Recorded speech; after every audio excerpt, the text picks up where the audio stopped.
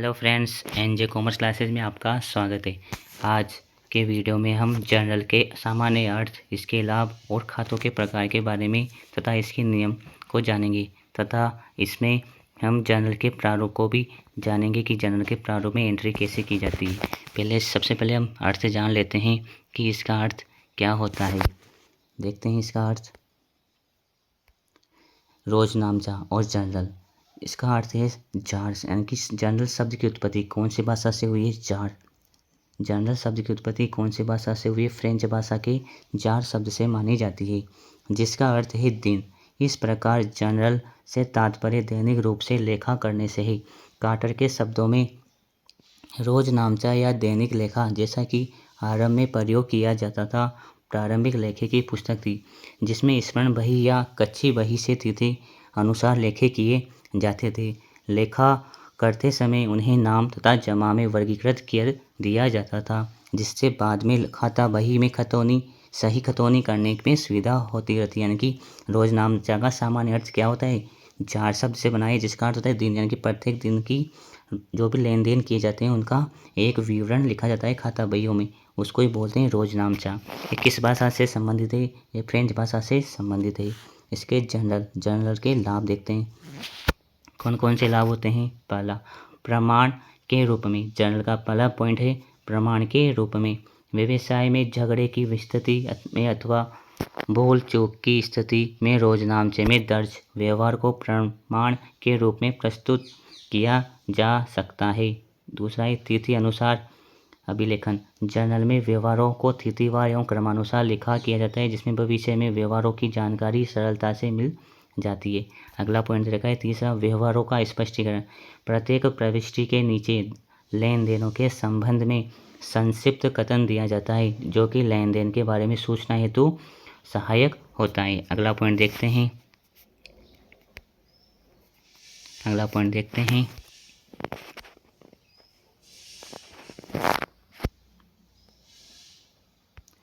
खातों का खाता बही में खतौनी में सहायक, यानी कि खाता बही में खतौनी सहायक। जर्नल में खाता बही बनाने में अशुद्धि की संभावना कम रहती है। स्मरण पुस्तक एवं प्रमाणक के सीधे खाता बही बनाने की अपेक्षा जर्नल से खाता बही तैयार करना अधिक सुविधाजनक होता है। लेखा सिद्धांत की जानकारी। द्वैत संबंधी अवधारणा के अनुसार प्रत्येक व्यवहार के दो पक्ष होते हैं। जर्नल में व्यवहार का लेखा नाम डेबिट और जमा क्रेडिट दो पक्षों में किया जाता है। लेखांकन सिद्धांतों के व्यवहारिक पक्ष की जानकारी भी हो जाती है। ये तो इसके गुण हो गए। अगला है खातों के प्रकार, टाइप्स ऑफ अकाउंट। खातों के प्रकार को जानते हैं। खातों के वर्गीकरण के संबंध में दो विचारणीय धारा प्रचलित है। लेखांकन समीकरण के आधार पर खातों के वर्गीकरण को इस अध्याय प्रारंभ में ही समझा जा चुका है। परंपरागत विचारधाराओं के अनुसार ही खातों का वर्गीकरण इस प्रकार है। खातों कितने प्रकार के होते हैं? दो प्रकार के होते हैं। एक तो व्यक्तिगत खाता, एक अवास्तविक खाता। व्यक्तिगत खाते के कितने खाते होते हैं? तीन। एक तो प्राकृतिक, इसको व्यक्तिगत खाते, कृत्रिम व्यक्तिगत खाते, प्रतिनिधित्व व्यक्तिगत खाते। अवास्तविक खाते होते हैं वास्तविक खाते और अवास्तविक खाते। फिर इसके बाद वास्तविक खाते कौन कौन से होते हैं? मूर्त और अमूर्त। मूर्त वास्तविक खाते और अमूर्त वास्तविक खाते हैं। इसके बाद देखते हैं व्यक्तिगत खाते। व्यक्तिगत खाते कौन होते हैं? व्यक्तिगत खाते ऐसे खाते जो किसी व्यक्ति, फर्म, कंपनी अथवा संस्था के नाम से खोले जाते हैं व्यक्तिगत खाते कहलाते हैं। व्यक्तिगत खातों में निम्नलिखित तीन श्रेणियां में बांटा जा सकता है। पहली है प्राकृतिक व्यक्तिगत खाते। प्राकृतिक व्यक्तिगत खाते इसको बोलते हैं नेचुरल पर्सनल अकाउंट। ऐसे खाते जिनका संबंध प्राकृतिक व्यक्तियों से हो प्राकृतिक व्यक्तिगत खाते कहलाते। जैसे उदाहरण दे रखा है बनवारी का खाता, पूंजी खाता, आहरण का खाता, देनदारों के खाते, लेनदारों के खाते आदि इसके अंतर्गत शामिल किए जाते हैं, प्राकृतिक खाते होते हैं। अब दूसरा दे रखा है कृत्रिम व्यक्तिगत खाते। कृत्रिम व्यक्तिगत खाते कौन से होते हैं? ऐसे खाते जिनका प्राकृतिक व्यक्तियों की भांति भौतिक अस्तित्व नहीं होता है, किंतु इन्हें व्यक्तिगत खातों की भांति माना जाता है। कृत्रिम व्यक्तिगत खाते कहलाते हैं समस्त फर्मों, कंपनियां, बीमा कंपनी, बैंक, सहकारी संस्थाएं, सहकारी विभाग आदि के खाते इसके अंतर्गत शामिल करते हैं। मित्तल ब्रदर्स का खाता, वेदांता लिमिटेड का खाता, भारतीय जीवन बीमा निगम का खाता, कोटा विश्वविद्यालय का खाता इसके अंतर्गत आता है। तीसरा दे रखा है प्रतिनिधित्व व्यक्तिगत खाता। ऐसे खाते जो किसी व्यक्ति अथवा व्यक्तियों के समूह का प्रतिनिधित्व करते हैं प्रतिनिधित्व व्यक्तिगत खाते कहलाते हैं। इसके अंदर आता है बकाया किराया भवन के स्वामी का प्रतिनिधित्व करता है। व्यक्तिगत खाता माना जाता है पूर्वदत्त बीमा, उपार्जित ब्याज, अनुपार्जित ब्याज आदि इसके अंदर आते हैं। ये हो गया पहला पॉइंट। अगला पॉइंट देखा है वास्तविक खाते।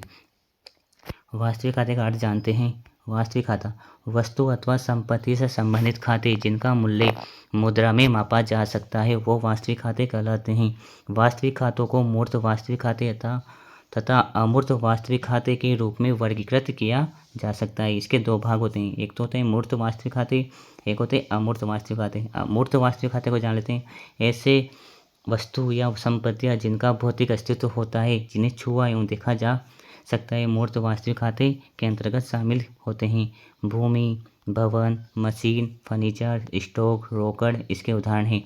यहाँ यह ध्यान रखना जाना आवश्यक कि बैंक खाता एक व्यक्तिगत खाता है क्योंकि बैंकिंग कंपनी एक कृत्रिम व्यक्ति है। दूसरा है अमूर्त वास्तविक खाता। ऐसी वस्तु या संपत्तियाँ जिनका भौतिक अस्तित्व नहीं होता तथा जिन्हें छुआ एवं देखा नहीं जा सकता किंतु अनुभव किया जा सकता है, क्रय विक्रय किया जा सकता है, मुद्रा में मापा जा सकता है, अमूर्त वास्तविक खाते के अंतर्गत शामिल किए जाते हैं। जैसे कि ख्याति, एकस्व, कॉपीराइट बोलते इसको, प्रतिलिपि अधिकार, व्यापार चिन्ह, ट्रेड चिन्ह बोलते इसको। इसके अलावा उसका उदाहरण है। इसके अलावा तीसरा है अवास्तविक खाते। अवास्तविक खाते इसका अर्थ जान लेते हैं। इसको नाम मात्र का खाता भी बोलते हैं। इस खाते को पुस्तक में केवल व्यवहार का स्वभाव बताने हेतु खोला जाता है। इनको वित्तीय वर्ष विशेष हेतु खोला जाता है। वर्ष के अंत में बंद कर दिया जाता है। व्यवसाय की आय व्यय से संबंधित खाते अवास्तविक खाते होते हैं। मजदूरी खाता, गाड़ी भाड़ा खाता, वेतन खाता, कमीशन खाता, ब्याज खाता आदि इसके उदाहरण हैं। अब जर्नल अगला पॉइंट पढ़ते हैं। जर्नल में लेखा करने के नियम। अब जर्नल करेंगे जिसमें कौन कौन से नियम होते हैं। वैसे 3 प्रकार के नियम होते हैं, व्यक्तिगत खाता, वस्तुगत खाता और अवास्तविक खाता। देखते हैं पहले जर्नल का लेखा करने के नियम। जर्नल में व्यवहार का लेखा करते समय एक खाते को डेबिट तथा दूसरे खाते को क्रेडिट किया जाता है। डेबिट शब्द की उत्पत्ति लैटिन भाषा के डेबियर शब्द से हुई है जिसका अर्थ होता है टू ओवन, और क्रेडिट शब्द की उत्पत्ति लैटिन भाषा के क्रेडियर शब्द से हुई है जिसका अर्थ होता है टू बिलीव। डेबिट को DR लिखा जाता है और क्रेडिट को CR लिखा जाता है। व्यक्तिगत खाता, वास्तविक खाता और अवास्तविक खाता नाम और जमा करने के निम्नलिखित नियम है। देखते हैं कौन कौन से नियम है। सबसे पहले व्यक्तिगत खाता। व्यक्तिगत खाते का नियम कहता है कि पाने वाले खाते को नाम करो और देने वाले खाते को जमा करो। Debit account on the receiver तथा credit account of the giver, यानी कि पाने वाले खाते को नाम करो, देने वाले खाते को जमा करो। तो देखिए उदाहरण से समझ रहे। यदि व्यापार द्वारा राजेश को 25,000 रुपये का भुगतान किया जाता है तो राजेश का खाता तो क्या होगा, डेबिट किया जाएगा क्योंकि राजेश पाने वाला है। अगर व्यापार द्वारा गिरधारी से 25,000 रुपये प्राप्त किए हैं, अब गिरधारी से 25,000 रुपये प्राप्त करा तो गिरधारी को खाता क्रेडिट किया जाएगा क्योंकि यहाँ गिरधारी देने वाला है। दूसरा है वास्तविक खाता। वास्तविक खाता को जानते हैं, जो वस्तु व्यापार में आती है उसको खाते को तो क्या करो, डेबिट। जो वस्तु व्यापार में आती है उसके खाते को क्या करो, डेबिट। जो वस्तु व्यापार से जाती है उसके खाते को क्रेडिट करो। देखते हैं उदाहरण से। व्यवसाय में 75,000 रुपये का फर्नीचर खरीदा, यानी कि व्यवसाय में क्या 75,000 का फर्नीचर खरीदा, तो अपने पास क्या रहा है, फर्नीचर, क्या ना, फर्नीचर अकाउंट किया जा रहा है केस, तो furniture account debit to cash. तो यहाँ पर होगी फर्नीचर तथा रोकड़ दोनों वास्तविक खाते हैं। फर्नीचर व्यवसाय में आ रहा है तो फर्नीचर खाता डेबिट किया जाएगा तथा रोकड़ जा रही है तो रोकड़ खाते को क्या किया जाएगा, क्रेडिट किया जाएगा। अगला पॉइंट तीसरा है अवास्तविक खाता। अवास्तविक खाते का नियम कहता है कि समस्त व्यय एवं हानियों के खाते को डेबिट करो, समस्त आय एवं लाभ के खाते को क्रेडिट करो। देखते हैं उदाहरण से। व्यवसाय द्वारा किराया चुकाया गया 15,000 रुपये। इस व्यवहार में किराया खर्च होने के कारण इसको डेबिट किया जाएगा क्योंकि किराया जा रहा है तो केस, रेंट तो अपने पास तो क्या है, रेंट अकाउंट टू केस, ये बनेगी एंट्री। तो रेंट क्या हो रहा है, डेबिट हो रहा है। देखते हैं इसका प्रारूप। जर्नल का प्रारूप इस प्रकार है। Format of journal. Journal of सी मिस्टर्स। डेट सबसे पहले दे रखा है इसमें, डेट, पार्टिकुलर्स, LF, डेबिट और क्रेडिट।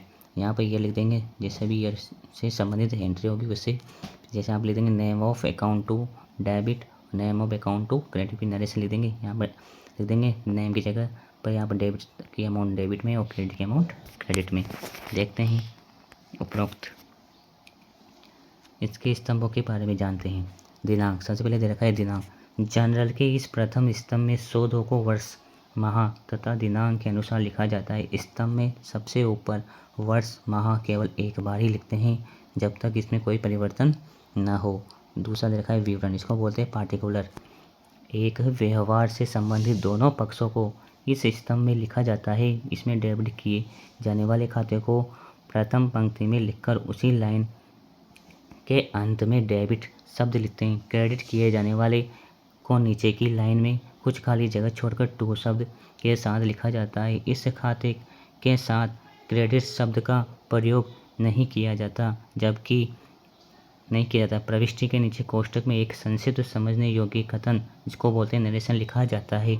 इसके पश्चात ही नीचे एक लाइन खींच देते हैं जो कि यह प्रदर्शित करती है कि प्रविष्टि पूर्ण हो चुकी है। तत्पश्चात अगले व्यवहारों के लिए समान प्रक्रिया अपनाई जाती है। अगला देखते हैं तीसरा दे रखा है खाता बही की पृष्ठ संख्या, जिसको बोलते हैं लेजर फोलियो LF। तीसरा पॉइंट होता है लेजर फोलियो LF लिखते हैं। जर्नल की सभी प्रविष्टियों को खाता बही में खतौनी की जाती है। किसी खाते की खाता बही के जिस पृष्ठ पर खतौनी की जाती है उसकी पृष्ठ संख्या जर्नल के इस स्तंभ में लिखा जाता है। भविष्य में प्रविष्टि के सामने लिखी पृष्ठ संख्या के आधार पर उस प्रविष्टि से संबंधित खतौनी देख सकते हैं। अगर किसी प्रविष्टि के सामने पृष्ठ संख्या लिखी हुई नहीं है तो उसकी खतौनी नहीं की होगी। तलपट न मिलने की स्थिति में पृष्ठ संख्या के आधार पर यह पता लगा सकते हैं कि सभी प्रविष्टियां की खतौनी सही की गई है अथवा नहीं। इस खाने का प्रयोग जर्नल में प्रविष्टि के समय न होकर खतौनी के समय किया जाता है। अगला पॉइंट है नाम राशि, इसको बोले डेबिट अमाउंट। इस स्तंभ के नाम किए जाते हैं, इस स्तंभ में नाम किए जाते हैं, संबंधित धनराशि लिखी जाती है और जमा राशि में इस स्तंभ में जमा किए गए खाते संबंधित धनराशि लिखी जाती है। अगले देखते हैं जर्नल में लेखा करने की विधि। जर्नल में लेखा करने की कौन कौन सी विधियाँ देखते हैं। सर्वप्रथम देखना चाहिए कि व्यवहार प्रभावित होने वाले खाते कौन कौन से हैं। पहला तो ये देखना चाहिए कि कौन सा खाता प्रभावित हो रहा है, कौन सा खाता प्रभावित नहीं हो रहा। दूसरा देखते हैं प्रभावित खाते किस स्वभाव के हैं, व्यक्तिगत खाता, वास्तविक खाता या वास्तविक खाते किससे संबंधित है। फिर इसके बाद इन खातों से संबंधित नाम व जमा करने के क्या नियम हैं। फिर इसके बाद यह निश्चित करना चाहिए कि कौन सा खाता डेबिट किया जाएगा, कौन सा खाता क्रेडिट किया जाएगा। ये चारों पॉइंट याद होने चाहिए और इसी से ही अपने सवाल होंगे, यानी इसी से अपनी जनरल एंट्रियाँ बनेगी। देखते हैं जनरल प्रविष्टि करते समय कौन कौन सी बातों का ध्यान रखना चाहिए, जो निम्नलिखित बिंदु है। देखते हैं सबसे पहले व्यक्तिगत खाते के साथ अकाउंट शब्द नहीं लिखा जाता। व्यक्तिगत खाते के साथ एस लिखकर ही सब अकाउंट शब्द लिखा जाता है। जैसे कि राम अकाउंट, समझना, जैसे कि राम, तो राम के साथ या तो अकाउंट लिखेंगे तो ये गलत होगा, लेकिन राम लिखेंगे तब तो ये सही माना जाएगा। इसी प्रकार देखते हैं अगर अपन ने राम लिख दिया और इसके बाद एस नहीं लगाया तो ये भी राम अकाउंट नहीं लिखा, इसके बाद अकाउंट नहीं लिखा तो ये गलत माना जाएगा। राम्स के बाद एस लगाकर अकाउंट लिखा जाएगा तो ये राइट माना जाएगा। ये छोटी छोटी बातें ही ध्यान रखनी आवश्यक है एंट्री करते समय। अगला दूसरा दे रखा है व्यापार के स्वामी से संबंधित दो खाते लेखा पुस्तकों में खोले जाते हैं। पृथक अस्तित्व की अवधारणा के अनुसार ही व्यापार और व्यापारी के स्वामी का अस्तित्व पृथक होता है। अतएव व्यापार में स्वामी द्वारा नगद माल एवं संपत्ति लाने पर पूंजी खाता क्रेडिट किया जाता है, जो व्यापार के दायित्व को प्रकट करता है। इसी प्रकार स्वामी द्वारा निजी प्रयोग हेतु नगद माल एवं संपत्ति निकालने पर आहरण खाता खोला जाता है। ये दूसरा नियम है, आवश्यक बातें हैं। तीसरा है जिन वस्तुओं को एक निर्धारित लाभ पर विक्रय करने के उद्देश्य से क्रय किया जाता है तो उन्हें माल की श्रेणी में रखा जाता है। उदाहरण के लिए एक फर्नीचर के व्यापारी द्वारा फर्नीचर खरीदने पर पुस्तकों में क्रय खाता खोला जाएगा, क्योंकि उसके लिए फर्नीचर को माल माना जाएगा। एक मेडिकल स्टोर द्वारा फर्नीचर खरीदने पर पुस्तकों में फर्नीचर खाता खोला जाएगा क्योंकि मेडिकल स्टोर के लिए फर्नीचर माल न होकर संपत्ति है। लेखा पुस्तकों में माल से संबंधित प्रविष्टियाँ करते हेतु माल को निम्न 5 भागों में बांटा जा सकता है। देखते हैं कौन कौन से भाग है। नंबर एक बोलते हैं करे अकाउंट, इसको बोलते हैं परचेज अकाउंट। दूसरा है करे वापसी खाता, इसको बोलते हैं परचेज रिटर्न अकाउंट। तीसरा दे रखा है विक्रय खाता को बोलते हैं सेल्स अकाउंट। चौथा दे रखा है विक्रय वापसी खाता, इसको बोलते हैं सेल्स रिटर्न अकाउंट। अगला दे रखा है स्टॉक, जो प्रारंभिक स्टॉक, ओपनिंग स्टॉक और अंतिम स्टॉक, ये इसके पॉइंट है। देखते हैं अगला, व्यवहार के नगद अथवा उधार का निर्धारण करते समय निम्नलिखित बातों का ध्यान रखना चाहिए। क्या कह रहा है? व्यवहार के नगद अथवा उधार का निर्धारण करते समय निम्नलिखित बातों का ध्यान रखना चाहिए। व्यवहार के नगद अथवा उधार का निर्धारण करते समय निम्नलिखित बातों का ध्यान रखना चाहिए। देखते हैं कौन कौन सी बातों का ध्यान रखना चाहिए। अगर प्राप्ति अथवा भुगतान के साथ क्रेता एवं विक्रेता का नाम दिया हो तो इसे नगद व्यवहार माना जाएगा। उदाहरण के लिए आशीष से नगद माल खरीदा। दूसरा दे रखा है, अगर किसी व्यवहार में विक्रेता अथवा क्रेता के नाम के साथ बेचा अथवा खरीदा शब्द दिया हो तो किंतु नगद अथवा उधार के बारे में स्पष्ट नहीं दिया गया हो तो उधार व्यवहार मानेंगे। अर्थात आशीष से माल खरीदा, तो यहाँ पर नगद शब्द नहीं दिया गया तो ये कौन सी एंट्री मानी जाएगी? उधार वाली। अगर व्यवहार में क्रेता और विक्रेता का नाम नहीं दिया और केवल माल क्रय किया तो माल बेचा या दिया हो तो नगद व्यवहार माना जाएगा क्योंकि माल खरीदा है। अगला है, अवास्तविक खाते की प्राप्ति अथवा भुगतान के साथ व्यक्ति का नाम दिया होने पर भी उसे नगद व्यवहार माना जाएगा क्योंकि व्यक्तिगत खाता नहीं खोला जाएगा। उदाहरण के लिए अजय को किराया चुकाया, तो अजय को किराया चुकाया तो यहाँ पर अजय व्यक्तिगत खाता है, लेकिन यहाँ पर किराया चुका रहा है तो रेंट अकाउंट टू केस जा रहा है, तो इसलिए यहाँ पर व्यक्तिगत खाता होने के कारण इसका नाम नहीं लिखा जाएगा। अगला है 5वां पॉइंट। देखते हैं 5वां पॉइंट, जर्नल में प्रविष्टियाँ करते समय प्रत्येक पृष्ठ के अंत में विवरण तथा राशि के स्तंभ में एक लाइन खींच दी जाती है। विवरण के स्तंभ में total CF total carried forward शब्द लिखते हैं जिसका अर्थ है योग आगे ले गया है। राशि के दोनों स्तंभों में उस पृष्ठ का योग लिखते हैं। अगले पृष्ठ पर सर्वप्रथम विवरण स्तंभ लिखा जाए जिसका total BF total brought forward शब्द लिखते हैं जिसका अर्थ है कि योग पीछे से लाया गया है। राशि के दोनों स्तंभों के में पिछले पृष्ठ का योग लिखते हैं। जब सभी प्रविष्टियाँ पूर्ण हो जाती है तो विवरण के स्तंभ में ग्रांड टोटल शब्द लिखकर डेबिट और क्रेडिट स्तंभों का योग कर दिया जाता है। योग लगाने का यह कार्य कास्टिंग कहलाता है।